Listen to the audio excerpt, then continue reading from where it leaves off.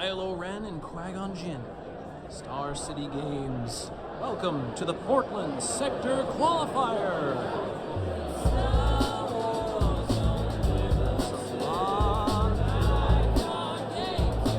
Playing Star Wars. Love to see it. Excited to get some games in.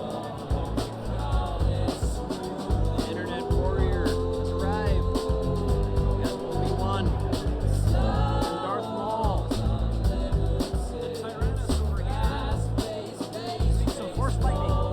Chartz City is lurking in the background. Shadowed Undercity.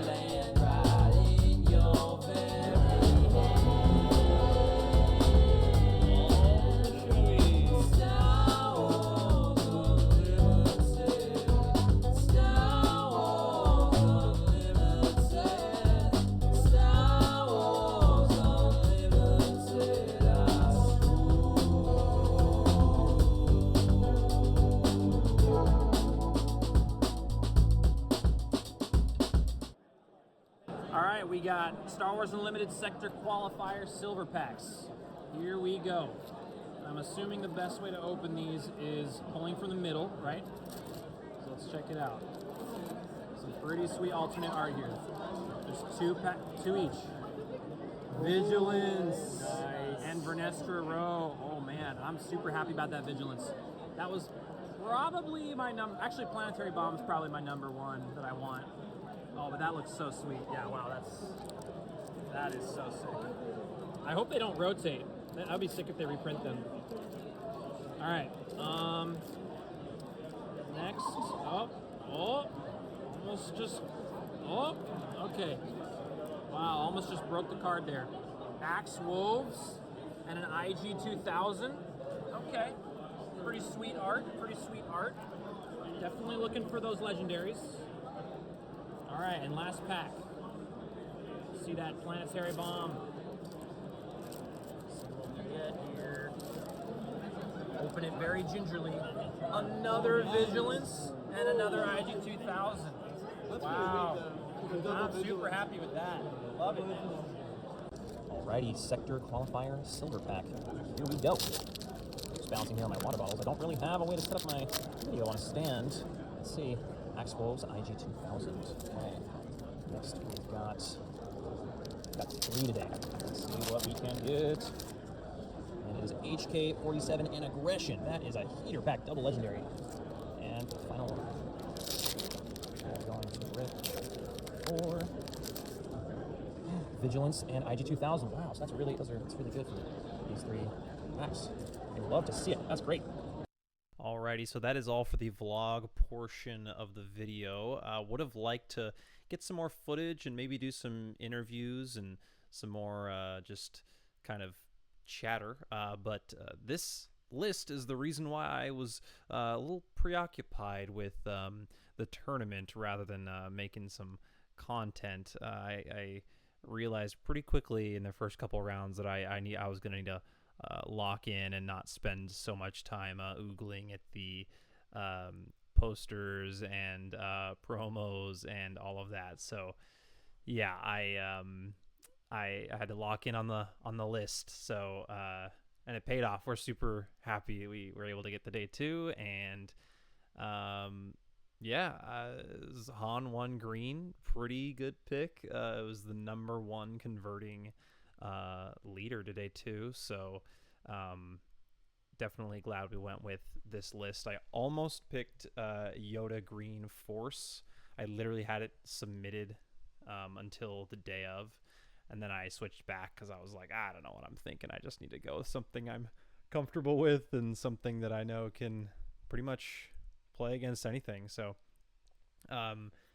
just before we get into the matchup breakdown, just want to go over my version of the list. It's very similar to KTOD's Alex Blandon, and Justin actually was playing this as well.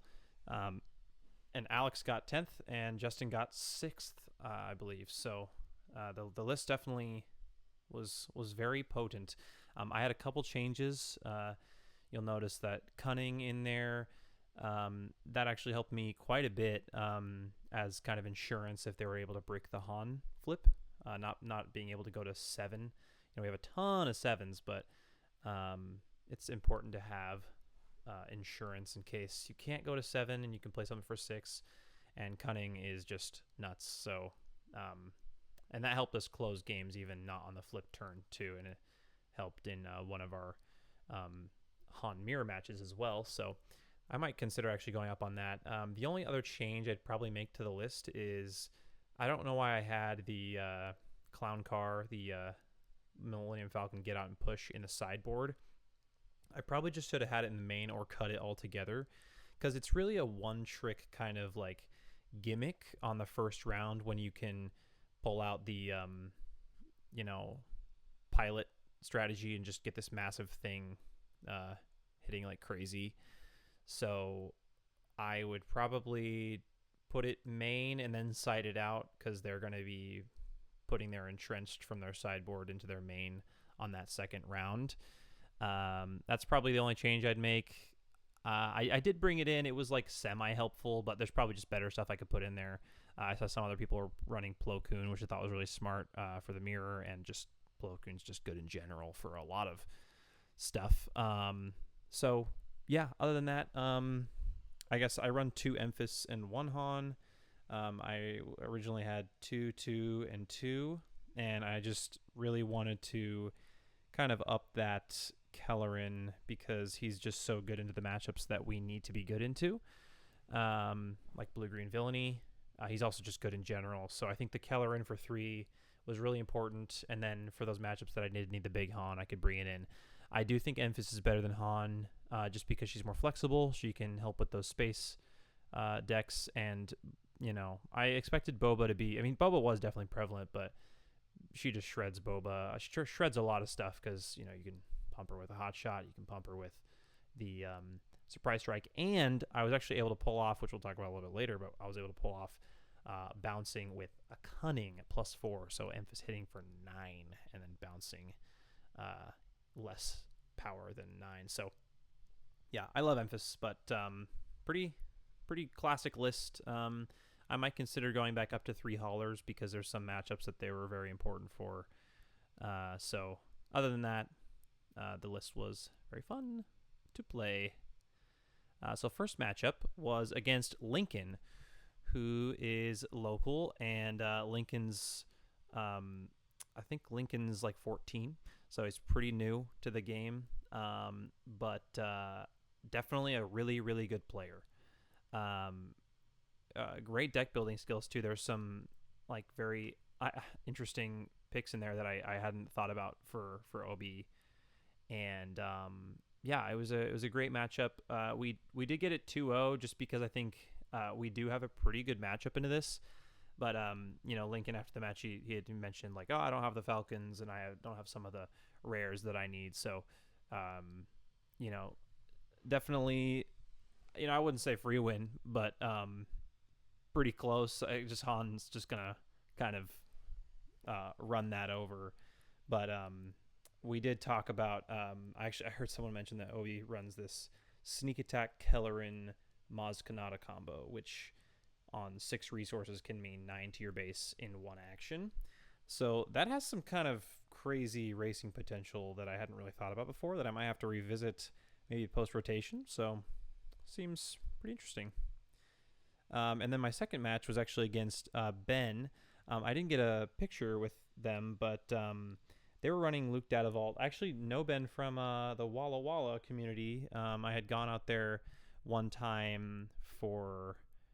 I was just out there for work, and they had happened to be doing Star Wars night that night, and we got to rip a bunch of OP packs and play a bunch of games, and it was just such a fun time.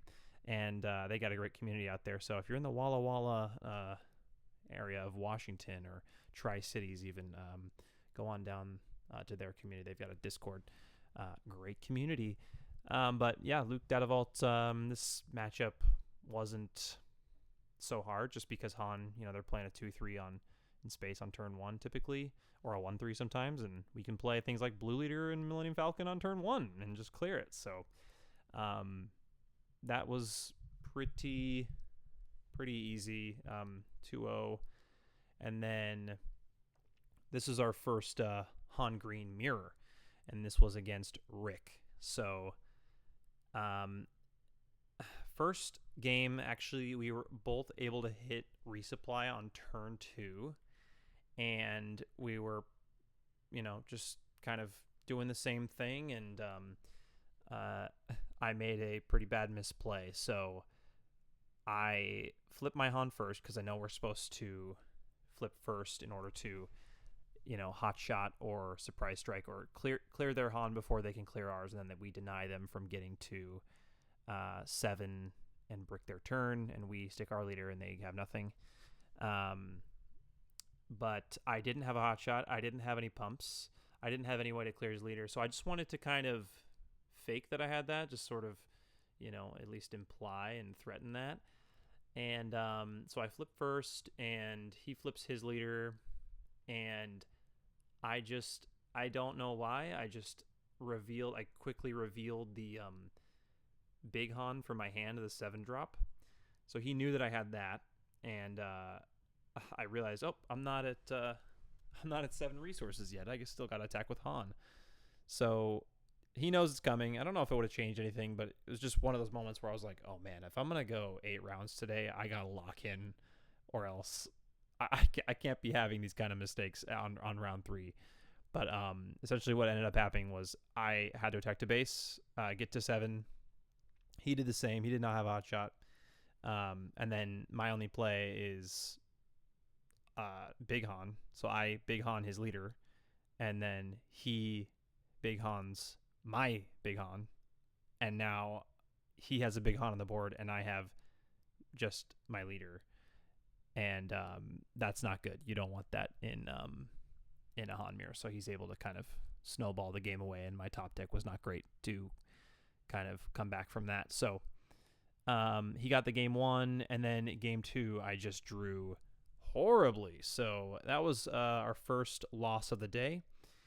And yeah, the next round I was also very scared of. I was thinking, oh boy, I'm going up against my worst, or one of my worst matchups, Han 2 blue, which just has so much card draw, so much value, just can just do it all. Restore, it's got everything. If you've played against it, you probably know, but yeah, like Ogdo Bogdo, things like Ogdo Bogdo on turn 1 just are brutal. Luckily, game 1, that's the game that you kind of have to win against this matchup. He didn't have Ogdo Bogdo turn 1. I think he probably should have mulliganed for that. I'm not sure if he did or not, but he played a Yaddle, and that was it. No, Yaddle plus Owen. I think it was just Yaddle. And yeah, I was just able to stick a Falcon and start going to town with the Chewy thing, and the Chewy thing won me the game. So that's kind of the game 1 strat. And then game 2, I stuck to the same plan. I typically don't like to do that game 2 because they're sighting in. I know they're sighting in, entrenched and stuff like that. But that was just what I had in my hand, and I didn't want to have to mulligan and get a bad start. So, and I already had a game under my belt, so I figured let's just stick with the Chewy thing again. Maybe he didn't draw the entrenched, but they did, and I just had to bounce the Falcon back to my hand. But luckily, we were able to kind of claw back slowly. We stuck a Kelleran on the board. They started racing us like crazy, though, because that game they did get the Ogdo Bogdo on turn 1, and then the entrenched on turn 2. But basically, yeah, I had a perfect top deck. They had me at lethal. I had to claim early, and I realized my only out is here. If I claim early, he has 18 on his base. I've got 3 left on my base, and he's got a million things that could put me to lethal, to dead, just to 0.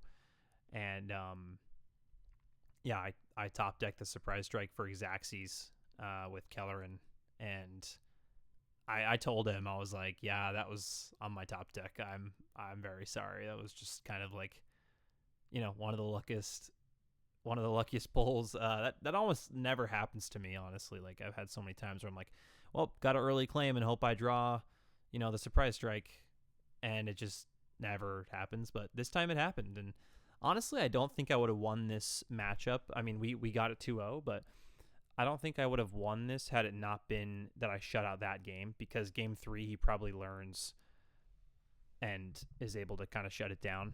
Or maybe I draw bad. So I don't think if it had been there, it would have been a slippery slope. So I was really lucky to get those games out of there. And Quinn was a super good sport about it too. So it was really nice meeting him. So next round, this is round 5. We're currently 3-1. So this is against Larson. He's playing Iden Datavault, and this is actually typically a good matchup for us. Hard control is a lot easier to deal with than soft control, so I'd probably say it's like a 60-40. Although first game, I kind of made a misplay. I probably should have just stuck to the hand hate and tried to like mull for Kira, and or just mull for resupply Kellerans. But I just went to the space aggro, and I just started out with a Falcon and went 3 to base. But then they're just 1 for 1-ing me the whole time, and they're just, I get 3 to base, but then they, claim and then just power the dark side, and then my next unit's just like, I don't have a resupply, so I just play, like a blue leader or something like that, and it's just not good. So they're just 1 for 1-ing the whole time, and I'm just kind of playing on raid. I'm not getting the resupply. I do get the Kellerans, but they've got what they need, and they just shut me down. And then second game, I drew so bad, like seriously, like one of the worst. It was terrible. I mean, I'd cited in the confiscates because this deck can run things like top target and traitorous and all of that stuff, but I had a top deck and a really key top deck going into the Han flip where you need those 7s, and it was like confiscate, and I'm like, I swear I shuffled those in, and then the next phase was bamboozle and like waylay, I think, and it was just like, all right, this sucks. So we actually lost that 0-2, which, going into after round 5 having 2 losses, we're 3-2, which means I got to win the next 3 to make day 2. So that was definitely daunting. The light kind of was like, oh man, this light starting to fade from my game, staring those down. But, I was able to go get some lunch and kind of refocus, and I was just like, you know what? It's just one game at a time. And luckily, the next round was pretty favorable. Another space deck, although this was a very interesting matchup. This was against Eli. Super cool deck. I remember I built something, had some similar synergies with the Rose deck we were building. It's also like kind of a blue pilot deck. And so it's post-security complex. The first 2 games we had the same exact start. They played a black one, and then I would play the Falcon out. I'd cheat the Falcon out, and then they would shield it. So I would just be like, okay, well, I'll just go to base. But then the black one would trade in because it's upgraded, so it's a 3/3, and then it pings as well because you control Poe. So I would trade in my Falcon, and then I would blue leader. And so I would stick I would kill their thing and stick a 3/3. And that was the first 2 games started that exact same way. Both games, they also played Yularen. First game, they named Grit.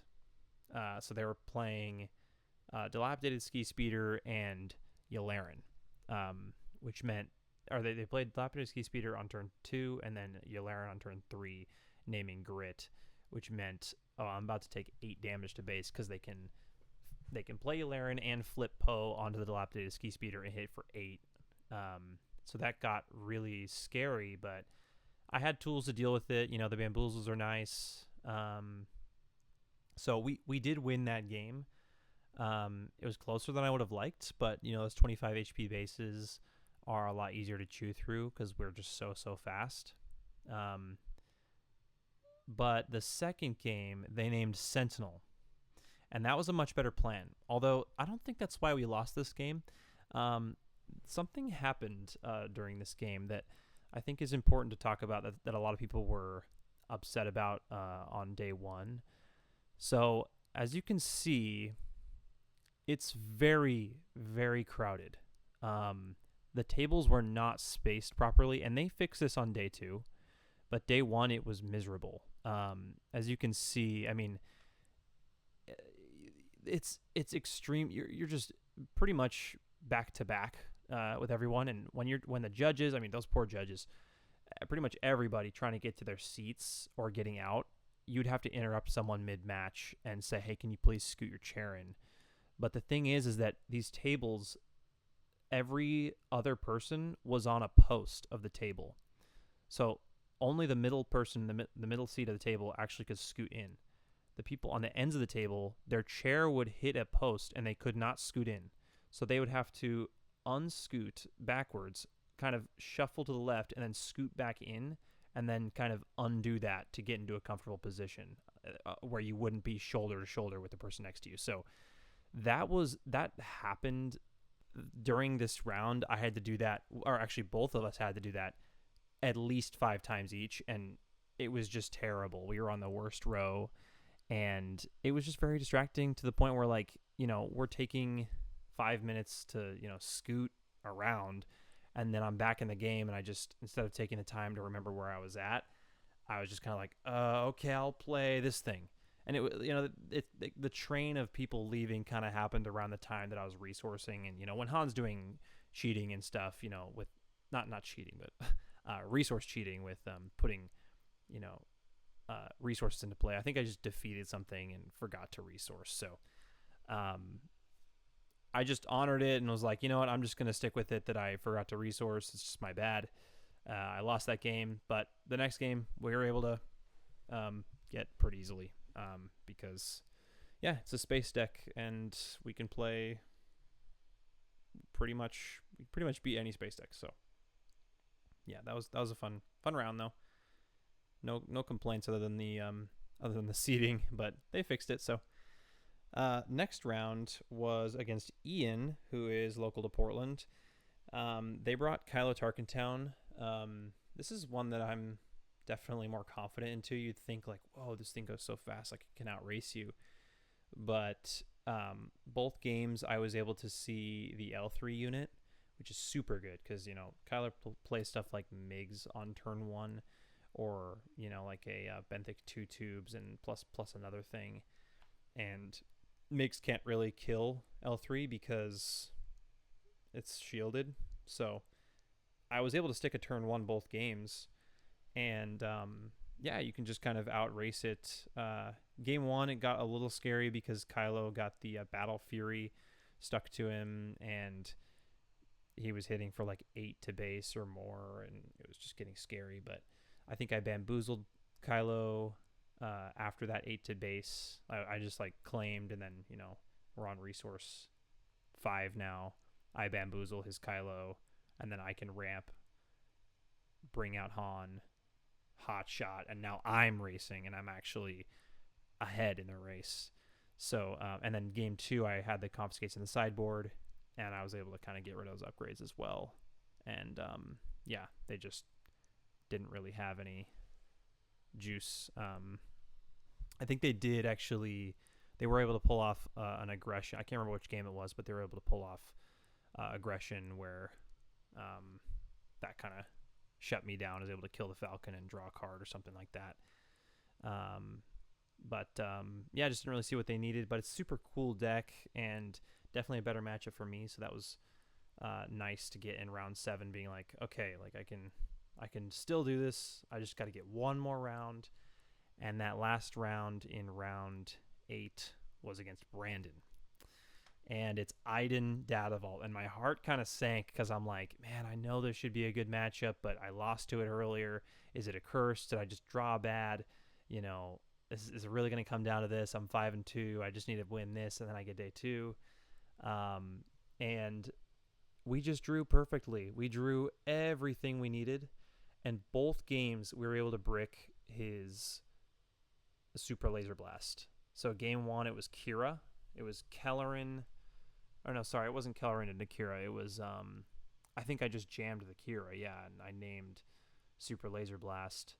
And that just gave me some more time. And then game 2, I was able to spark it out of his hand. And yeah, it's just, you go so fast. I found resupply both games. I had multiple Kellerins, U-Wings. I just had everything I needed, and it was actually like a pretty easy match compared to when I played Larson.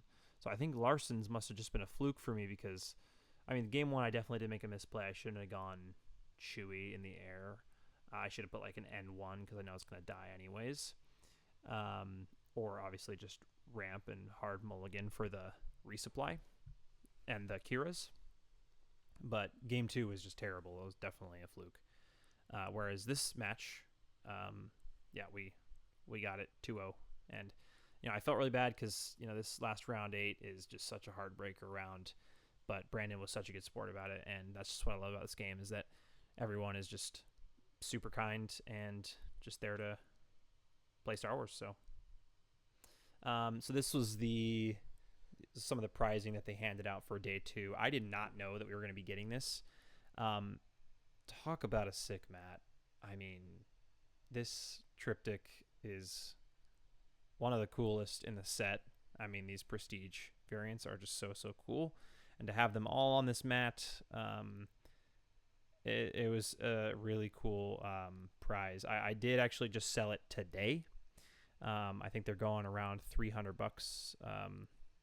Someone posted it for 400, but I was able to sell mine for like 275, and was really happy with that for sure. So wanted to hold on to it, but I think I'd rather hold on to the cards.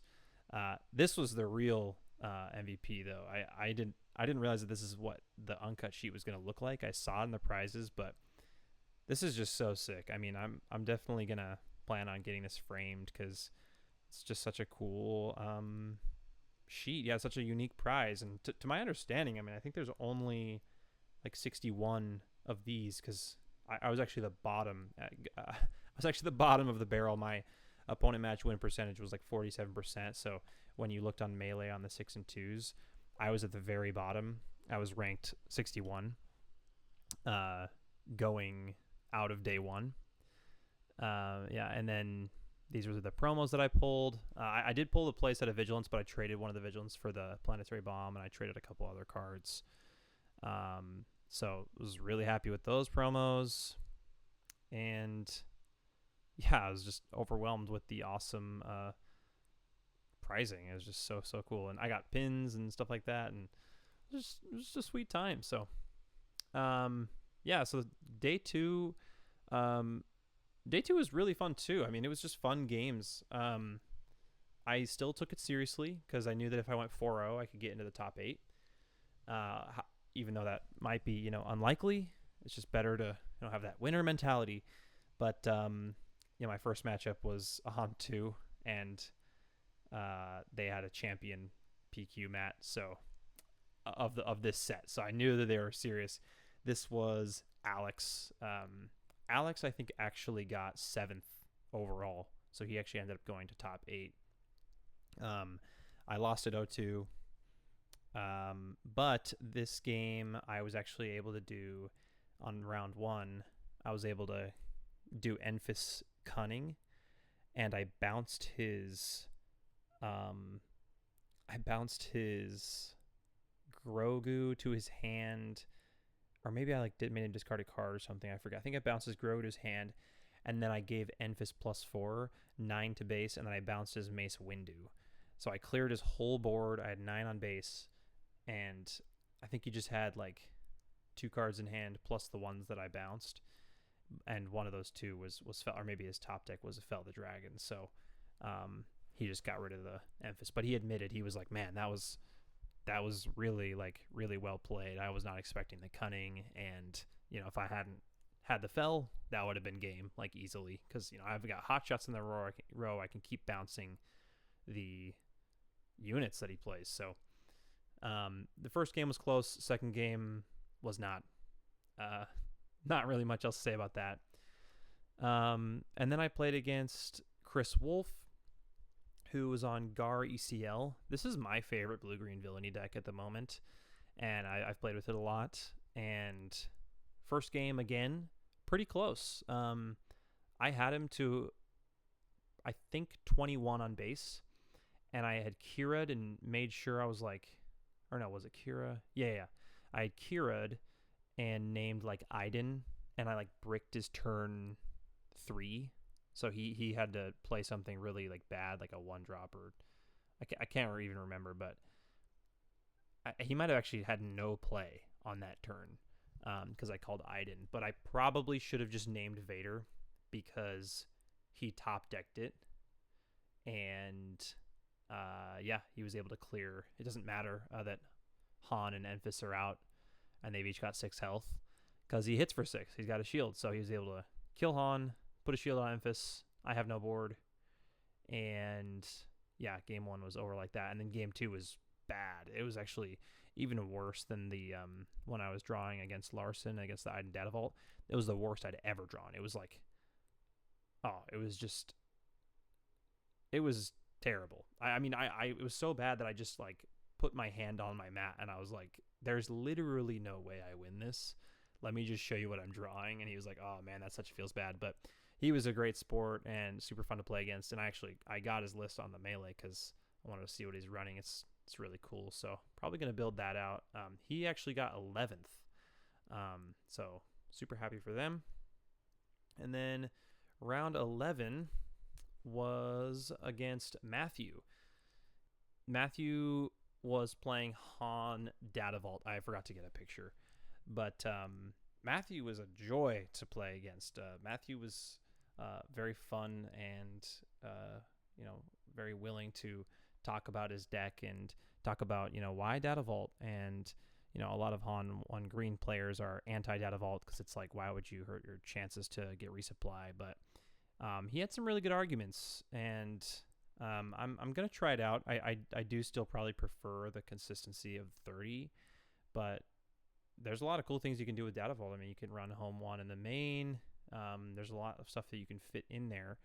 And you get, the math shows that you get 1 more turn against those aggro decks, really any deck. You get 1 more turn of reach with that 33 health. So there is something to be said about it. I don't think it's like an opening shut case.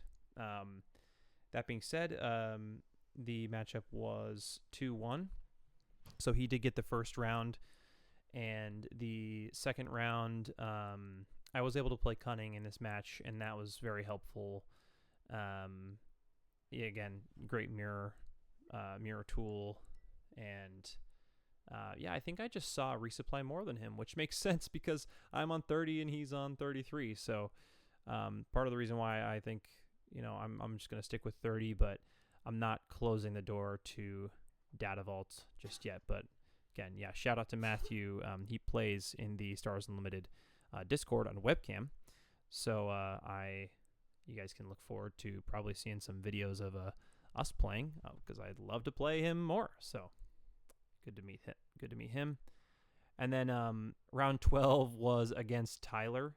Tyler was playing Palpatine Yellow. And Tyler is a great sport as well. I was like, hey, I'm going to take a video. I'm doing a recap.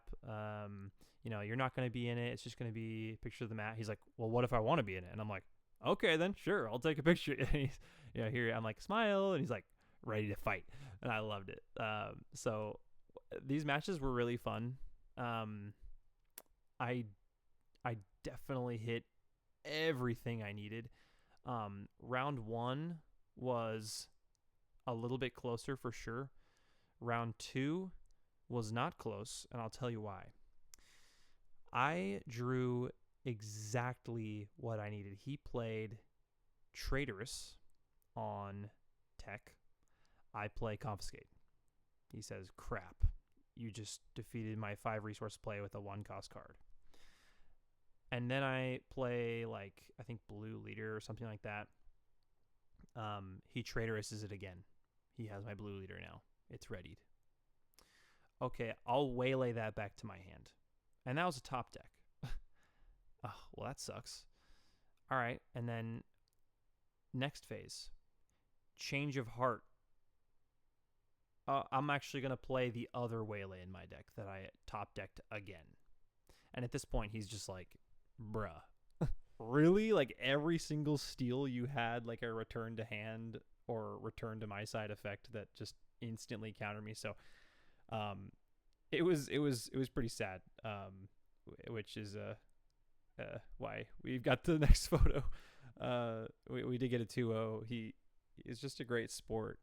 He's like, hey, you didn't get the update photo of after losing, and he gave this little like sad face. So it was great to meet Tyler.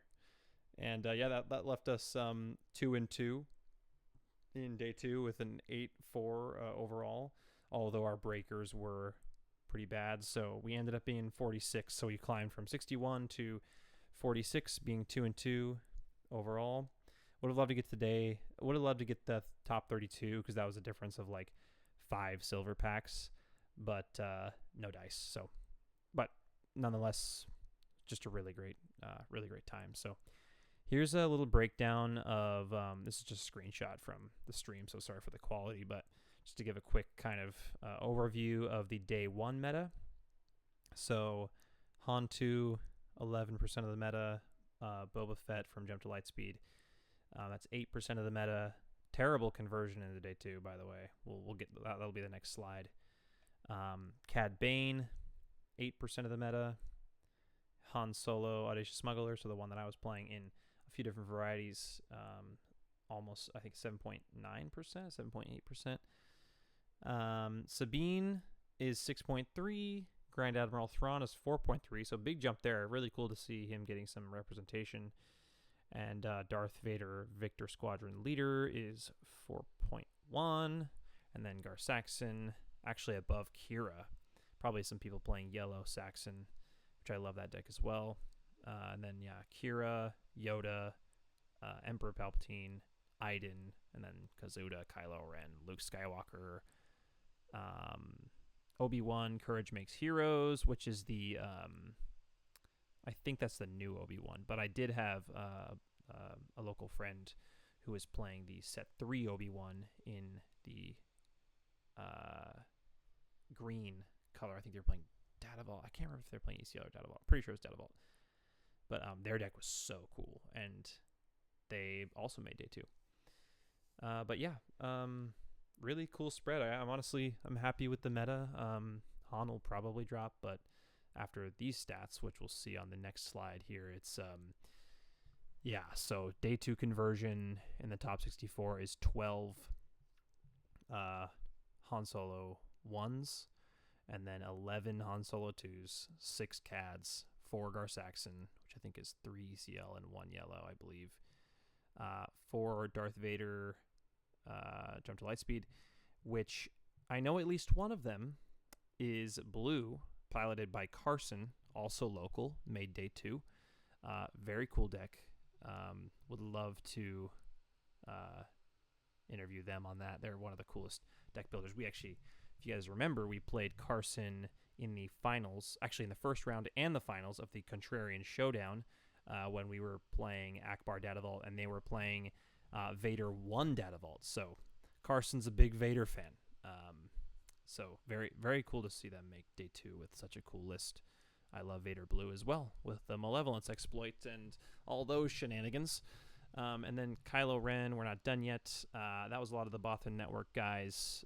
They were bringing the Kylo Ren Tarkin Town, but I know there's at least one Kylo Ren Data Vault that made it. And then, Anakin Blue made it to the finals. 3 of those made it, and then Kira, Yoda, Palpatine. So 2 of those Palpatines. One was Tyler, which is the person we played in round 12, and one was Bobby Sapphire, who won it all. So cool to see just those 2 sneaking in and doing really well and kind of just dominating. So and then Quinlan, Boba Fett conversion rate just so abysmal for being the second most represented deck and only 2 making it through. Sabine Wren, my buddy Galen, also a local, actually got the Sabine showcase for being the highest ranked Sabine player, and I think they were actually 45th, and I was 46th. So I was just right next there with Kalen. But congrats to him on his performance. And then yeah, we've got a bunch of other leaders and just fun stuff there. Also had a local friend playing Han Solo Worth the Risk.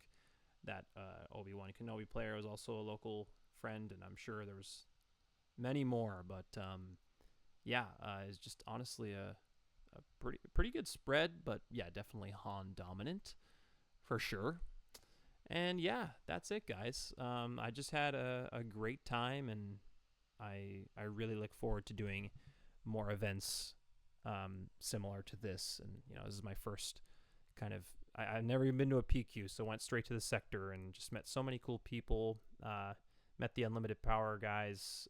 Met the Nerd Parker, the creator of Swoodaby, and that was really cool because I use that website every day. And yeah, it was just it was a good time to meet some of the, I don't want to call them swoo celebrities, like the KTOD crew was all there. And I don't know, but it was just cool to place the faces and be like, okay, so those aren't just people on the screen; those are all real people. And meeting people that had seen my videos was really cool, just to talk to them and place a face and say, oh my gosh, we've played on Discord together. Or, I know your username, and now I know your face, and now when I see you, we know who each other are. So very, very cool, just meeting people and hanging, and that was honestly the best part of the weekend. So yeah, hopefully we they come back to Portland, because that's our backyard. So anyways, thanks for watching, guys, and signing off.